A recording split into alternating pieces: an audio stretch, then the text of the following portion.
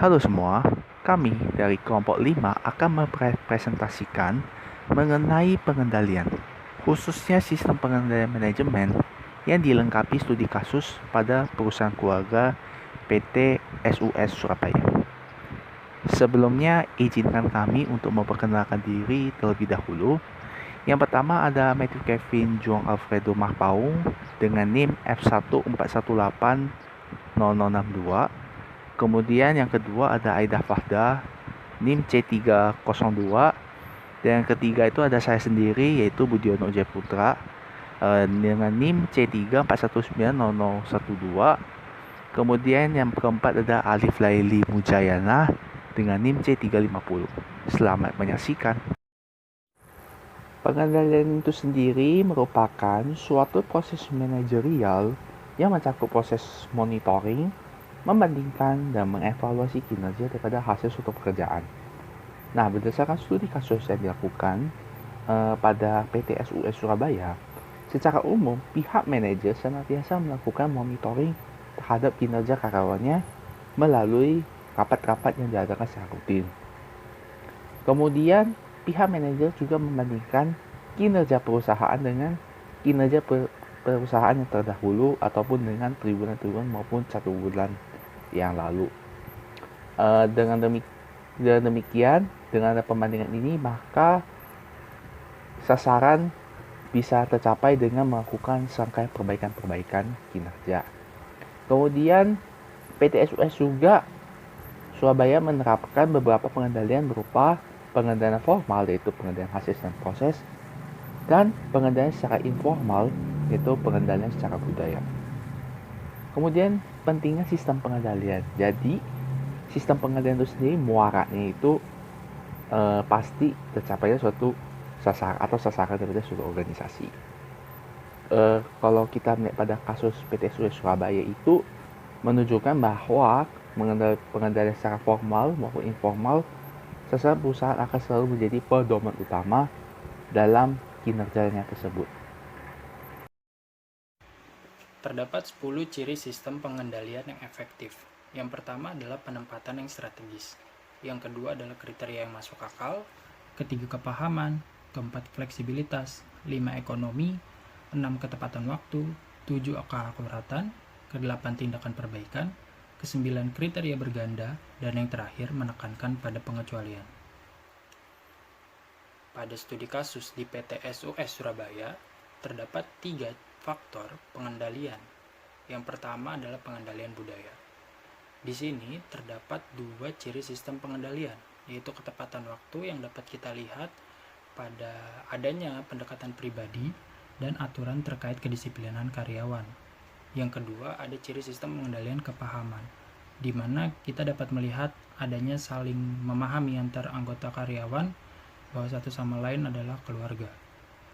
Pada pengendalian yang kedua, pengendalian hasil, terdapat 3 ciri sistem pengendalian.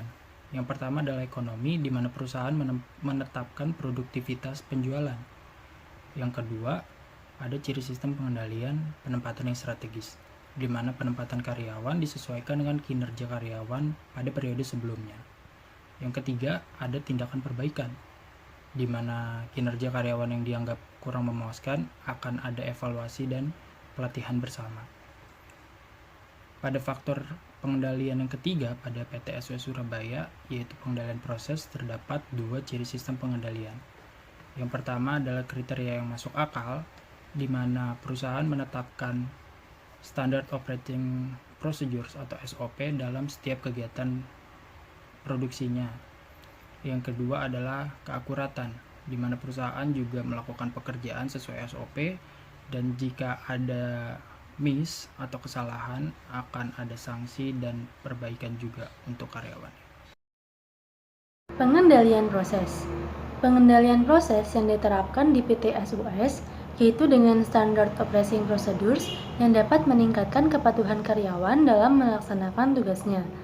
Penerapan Standard Operating Procedures sebagai instruksi kerja yang terstandarisasi membantu karyawan dalam menyelesaikan pekerjaan menjadi lebih terstruktur, tertib, dan disiplin. Adapun faktor-faktor yang mempengaruhi loyalitas karyawan diantaranya yang pertama, kompensasi. dapat berupa gaji maupun komisi. Perusahaan yang mampu memenuhi kebutuhan karyawan dengan kompensasi yang diberikan, maka karyawan akan cenderung memiliki loyalitas terhadap perusahaan. Yang kedua, rasa kekeluargaan. Rasa kekeluargaan yang tertanam di antara anggota badan usaha akan membuat karyawan menganggap bahwa anggota badan usaha seperti keluarga sendiri. Lalu yang ketiga, tempat kerja yang nyaman. Rasa nyaman yang tercipta di lingkungan perusahaan dapat menjadi acuan bagi karyawan untuk bekerja lebih baik. Yang keempat, rekan kerja yang bersahabat. Rasa kebersamaan dan solidaritas yang tinggi di antara anggota badan usaha akan menciptakan suasana satu tim kerja yang solid sehingga akan berdampak positif bagi perusahaan. Lalu yang terakhir, gaya kepemimpinan. Semakin tinggi loyalitas, maka karyawan akan melakukan yang terbaik untuk perusahaan. Baik, selanjutnya ialah sistem pengendalian hasil. Sistem pengendalian hasil ini berfokus pada kinerja dari organisasi, di mana kinerja merupakan hasil akhir dari suatu organisasi, baik organisasi atau perusahaan. Dalam artian, kinerja organisasional ini menjadi suatu akumulasi akhir-akhir dari semua proses dan kegiatan-kegiatan organisasi, seperti halnya perancangan strategis, proses pekerjaan, dan kegiatan-kegiatan pekerjaan atau koordinasi pekerjaan para karyawan dari organisasi atau perusahaan. Oke, selanjutnya pengendalian hasil di PT SOS Surabaya, di mana pengendalian ini lebih untuk mengendalikan bagian penjualan. Jadi, fokusnya pada produktivitas dari penjualan. Pemimpin atau manajer menetapkan target penjualan berdasarkan penjualan tahun lalu, di mana penetapan targetnya ini untuk karyawan berbeda-beda, tergantung kinerjanya. Jika kinerjanya mengalami peningkatan, maka target yang ditetapkan akan dinaikkan. Setiap pencapaian dari target yang telah ditetapkan oleh perusahaan tersebut, maka akan diberikan komisi. Jadi, karyawan memiliki tanggung jawab yang tinggi jika mendapatkan komisi. Kesimpulan yang dapat kami tarik dari studi kasus ini, nilai-nilai yang ditanamkan oleh pemimpin atau manajer pada suatu perusahaan atau organisasi dapat menjadi suatu alat pengendali bagi anggota organisasi. Jika sistem pengendalian manajemen yang diterapkan sudah efektif, maka karyawan dalam bekerja akan merasa nyaman, sehingga meningkatkan semangat untuk bekerja. Kombinasi antara pengendalian formal dan informal yang benar akan mengarahkan pada sistem pengendalian yang efektif. Berikut jurnal yang kami jadikan sebagai acuan untuk studi pustaka yang bisa kami jadikan referensi untuk teman-teman semua. Sekian informasi yang dapat kami sampaikan. Kurang lebihnya mohon maaf. Terima kasih.